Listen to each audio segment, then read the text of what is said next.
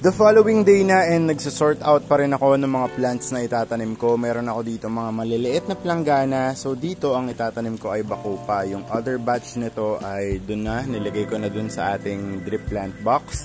Dito naman Ludwigia repens. Dun naman Rotala red.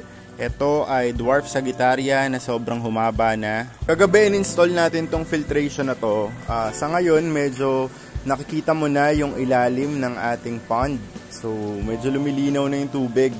Malalaman natin mamaya kapag binuksan na natin yung ilaw kung ano yung magiging totoong itsura niya.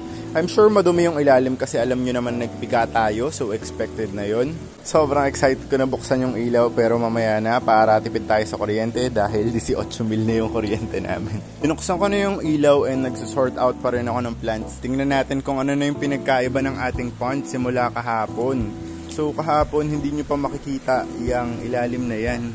Ngayon ay makikita nyo na. Makikita nyo dito na nandito yung ating Vallisneria corkscrew. Dito naman sa side na to nandito yung ating jungle Vallisneria. Nagkakaroon lang ng reflection. Meron din tayong corkscrew. Dito yung ating water lotus. Dito naman yung tinanim ko ay hydrelia. Dito yung tinanim ko red rubin pero bibili pa ako ng mas marami. Itong dalawang pots na to para sa ambulia yan. Tapos nandun yung ating mga bacopa. Pa ako tapos magtanim, dadagdagan ko pa sa. Ilalagay ko lang dito sa mga tubs yung mga kaya kong ilagay, yung mga kasya pa. Yung mga okay pang halaman para matapos tayo sa planting. Maglalagay na ako ng test fish and meron ako dito mga kal ng PKBM. Ito na lang yung ilalagay ko. Galing sila dun sa 100 gallon Godzilla tank ko. So ilalagay ko muna sila dito. Testing lang natin kung okay na tong ating pond. So ayan, lagay lang natin sila dyan.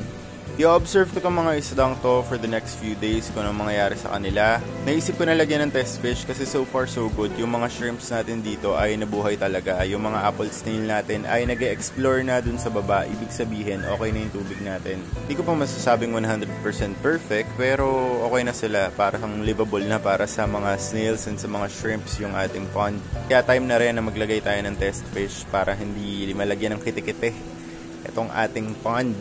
By the way, nandito pala yung pinakaunang nilagay kong isda, yung fry ng PKBM na testing. So hanggang ngayon, buhay pa rin naman siya. So apparently, siya yung pinakauna nating test fish. Hopefully, mag-clear out pa ng sobra-sobra itong tubig natin dito sa drip plant box. Yung mga hornwort kong iba, ginawa ko ng filtration.